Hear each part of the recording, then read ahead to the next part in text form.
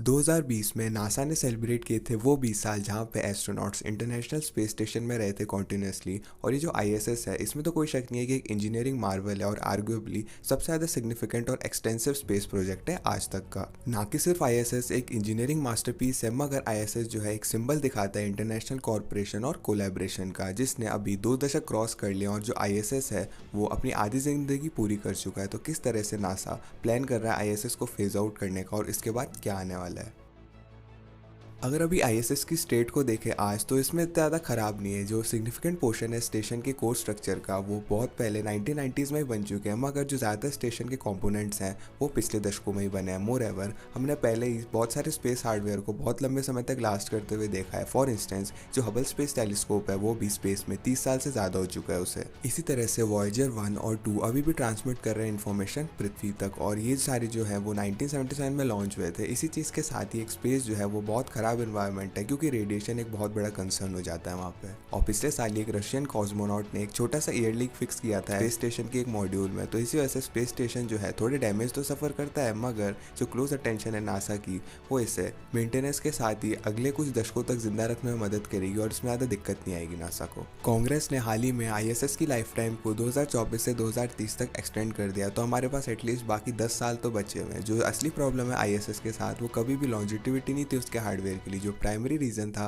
कि NASA look कर रहा है कि किस तरह से आईएसएस को फेज आउट कर दे, क्योंकि कॉस्ट, टाइम और नई टेक्नोलॉजी आ चुकी है। जो आईएसएस है वो एस्टिमेटेड है कि 100 बिलियन कॉस्ट कर रहा था सिर्फ बनाने के लिए, और 3 से 4 बिलियन डॉलर हर साल कॉस्ट करता है मेंटेन करने के लिए। और क्योंकि नासा का बजट हर साल 25 बिलियन डॉलर्स का होता है, तो 14% जो पूरा रेवेन्यू होता है वो डायरेक्टली मेंटेन करने में चला जाता है आईएसएस को। और इसी चीज़ के साथ ही जो हार्डवेयर और टेस्टिंग इक्विपमेंट है ऑन बोर्ड आईएसएस में वो भी पुराना होता जा रहा है। नासा ने कंफर्म किया है कि अभी भी ऐसी बहुत सारी बातें जो कि उन्हें लो अर्थ ऑर्बिट के बारे में जाननी है, मगर बहुत सारे टेस्ट जो है उन्हें करना चाहते हैं वो ज़्यादा एफिशिएंटली और ज़्यादा एक्यूरेटली नए तरह से हार्डवेयर में लगा के कर सकते हैं। मगर एक पॉइंट पे जो कंटिन्यूसली आप नया हार्डवेयर भेजोगे आईएसएस पे, तो एक चीज़ कोई सेंस भी नहीं बनाती है। नासा जो है वो किसी तरह से डिसअसेंबल नहीं करने वाला आईएसएस को। नासा ने पहले ही tens of billions of dollars ISS में लगा दिए और वो प्लान कर रहे हैं कि उसके कुछ पार्ट्स वापस लेके आए। 2019 में नासा ने अनाउंस किया था कि वो रेंट करेंगे इंटरनेशनल स्पेस स्टेशन को, जिसमें बहुत सारे कमर्शियल एक्टिविटीज़ होंगी, जैसे कि टूरिज्म करना आईएसएस पे, फिल्म करना आईएसएस पे, मैन्युफैक्चरिंग करना आईएसएस पे, और साथ साथ खुद के एक्सपेरिमेंट्स करना आईएसएस पे। ये हॉनेस्टली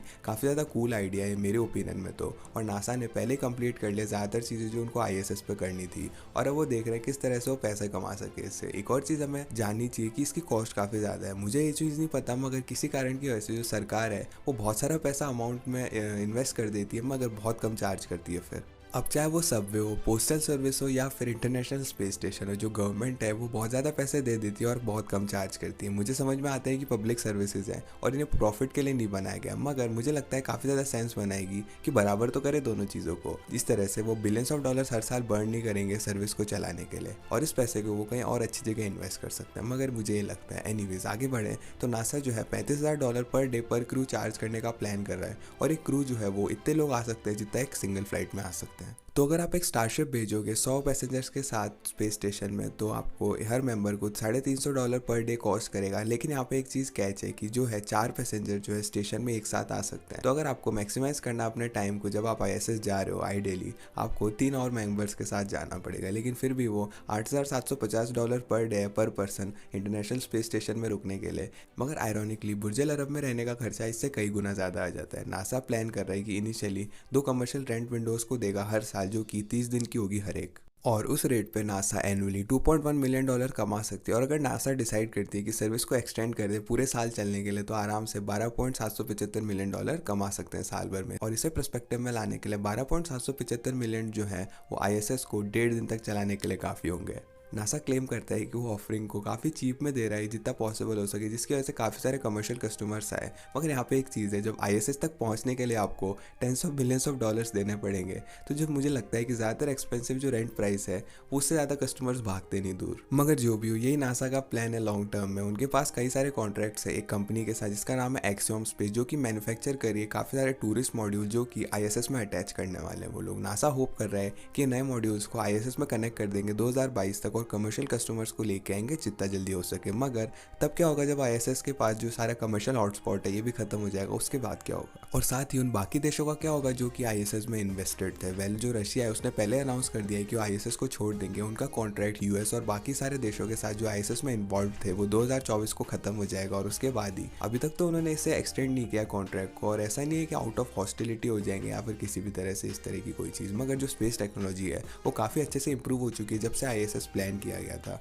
इसी की वजह से आपको बहुत सारे स्पेस सुपर पावर्स नहीं चाहिए साथ में काम करने के लिए एक स्पेस स्टेशन को बनाने के लिए। एज अ रिजल्ट रशिया देख रहा है कि वो खुद का स्पेस स्टेशन बनाएंगे 2023 तक, और जैसे कि आईएसएस का कॉन्ट्रैक्ट एक्सपायर हो जाएगा रशिया प्लान कर रहा है कि उनका पोर्शन आईएसएस से डिस्कनेक्ट करके अपने नए मॉड्यूल में लगा लेंगे स्पेस स्टेशन की। और ये अनाउंस हुआ था 2015 में, तो मे बी प्लान्स चेंज हो चुके हैं तब से। और पॉसिबल हो सकता है कि रशिया जो है उनका पोर्शन आईएसएस में ही रहने देगा कनेक्टेड, क्योंकि वो पुराना हार्डवेयर और साथ ही अच्छा तरीका होगा यूनिटी को दिखाने का।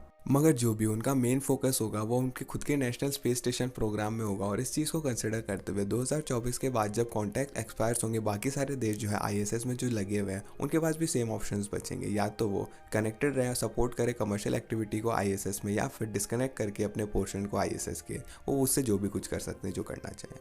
और क्योंकि कांग्रेस ने एक्सटेंड तो कर दिया लाइफ स्पैन को आईएसएस की 2030 तक, इसमें एक चीज़ तो है कि एटलीस्ट बहुत सारा टाइम है आईएसएस के पास 2030 तक। तो और अगर हम देखें कि कितना ज़्यादा आईएसएस लास्ट कर सकता है तो मुझे लगता है 2050 तक ज़्यादा से ज़्यादा खींच सकते हैं आईएसएस को, और इससे ज़्यादा जो है कोई भी चीज़ सेंस नहीं बनाएगी आईएसएस पे। इसी वजह से जो आईएसएस है वो डिफंडेड हो जाएगा और डिसेंबल करके उसे 2030 से 50 के बीच में नीचे ले आया जाएगा। और ये जो डिपेंड करता है इकोनॉमिक सिचुएशन और कमर्शियल इंटरेस्ट के साथ उस समय के। और अगर जो कॉस्ट है आईएसएस को मेंटेन करने की वो कम हो जाती है और कमर्शियल इंटरेस्ट काफ़ी ज़्यादा बढ़ जाता है, तो हो सकता है कि कांग्रेस जो है आईएसएस को एक्सटेंड कर दे 2040 या 2050 तक भी। और अगर आईएसएस कंटिन्यू करता है बिलियंस ऑफ डॉलर्स कॉस्ट करना हर साल, तो ऐसा हो सकता है कि नासा प्रेफर करेगा इस पैसे को कहीं और लगाने का 2030 के बाद। अब जो भी चीज़ होती है जब समय आएगा डेफिनेटली काफ़ी ज़्यादा मीठा और खट्टा मूवमेंट होने वाला है। नासा आईएसएस को स्पेस में उड़ते हुए नहीं छोड़ सकता क्योंकि काफ़ी बड़ा ऑब्जेक्ट है, और अगर ये डीऑर्बिट हो जाता है खुद से ही तो ज़मीन पर काफ़ी सारे लोगों की जान को खतरे में डाल सकता है। इसी वजह से नासा को मेक श्योर करना होगा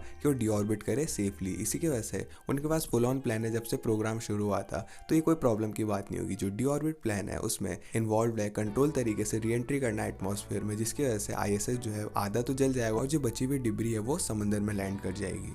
और अब आई एम श्योर कि नासा और बाकी स्पेस एजेंसीज कुछ सर्टेन पार्ट्स जो है आईएसएस के उसे बचा लेंगे और वापस से अर्थ में लेके आएंगे उसे म्यूजियम और इसी जगह पे रखने के लिए। मगर अनफॉर्चुनेटली जो बड़ा पोर्शन है आईएसएस का वो डिब्री बन जाएगा ओशन में जाके। और आगे चीज़ों को देखते हुए हमारे पास नए स्पेस स्टेशन को होंगे देखने के लिए। और जैसा कि मैंने पहले ही मेंशन किया था रशिया अपने खुद के स्पेस स्टेशन पर काम कर रहा है, इसी के साथ चाइना भी कर रहा है। तो यूएस जो है वो पार्टनरशिप नहीं बना पाएंगे इन दो देशों के साथ ही नए स्टेशन की फ्यूचर के लिए। तो हाउएवर ये पॉसिबल है कि नासा नया स्पेस स्टेशन बना लेगा यूरोप, जापान, कनाडा और शायद इंडिया के साथ भी। मगर अनलाइकली है। जो सच्चाई इसमें यह है कि आईएसएस एक्सट्रीमली एक्सपेंसिव था बनाने के लिए और मेंटेन करने के लिए, और मुझे नहीं लगता कि नासा या बाकी कोई भी ऐसा देश जो है वो इस रास्ते पे दोबारा चलना चाहेगा। पिछले पास्ट सेवरल ईयर्स में नासा रियली एम्ब्रेस कर रहा है प्राइवेट स्पेस इंडस्ट्री को, और ऐसा हो सकता है कि वो सेम चीज़ करेंगे जब बात आएगी अगले स्पेस स्टेशन की। और मैं सस्पेक्ट करता हूँ कि जो अगला स्पेस स्टेशन है वो यूएस से वो प्राइवेट स्पेस कंपनीज के द्वारा ही अकम्प्लिश किया जाएगा बजाय कि बाकी कंट्रीज के साथ मिलकर।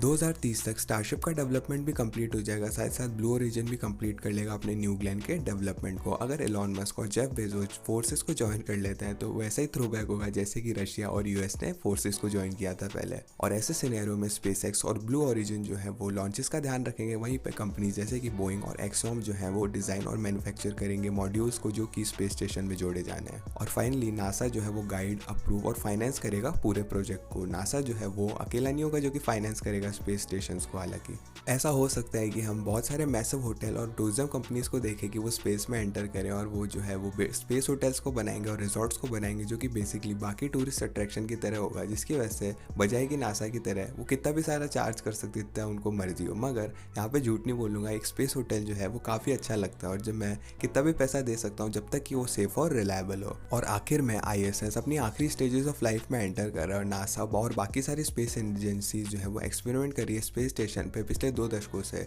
और वो मूव ऑन करने के लिए तैयार है। तो इसी वजह से वो स्पेस स्टेशन को कमर्शियल कंपनीज के लिए मूवी प्रोडक्शन, रिसर्च और टूरिज्म के लिए खोल रही है। और जैसा कि ये कुछ समय तक चलेगा और नासा जो है इसके बाद डीऑर्बिट कर देगा स्पेस स्टेशन को प्रोबेबली 2030 के आसपास ही। और फाइनली नासा स्विच कर लेगा प्राइवेट स्पेस स्टेशन को फंड करने में, और इसी तरह से नासा प्लान करता है कि आईएसएस को फेज आउट कर देंगे। क्या आप लोग एक्साइटेड हो प्राइवेट स्पेस स्टेशन और स्पेस होटल्स के लिए? कमेंट करके जरूर बताना। साथ साथ इस वीडियो को लाइक कीजिएगा अगर आपको लगता है कि आईएसएस हमेशा ही अपनी जगह बना के रखेगा हिस्ट्री में। और ऑफ कोर्स हमारे डिस्कॉर्ड कम्युनिटी को ज्वाइन कीजिएगा फ्यूचर वीडियो आइडियाज देने के लिए, और चैनल को सब्सक्राइब कीजिएगा बाकी क्वेश्चंस लॉजिकली आंसर देखने के लिए। बस आज की वीडियो में इतना ही था। मैं था चिरंजीव, मैं मिलता हूँ आपसे अगली वीडियो में।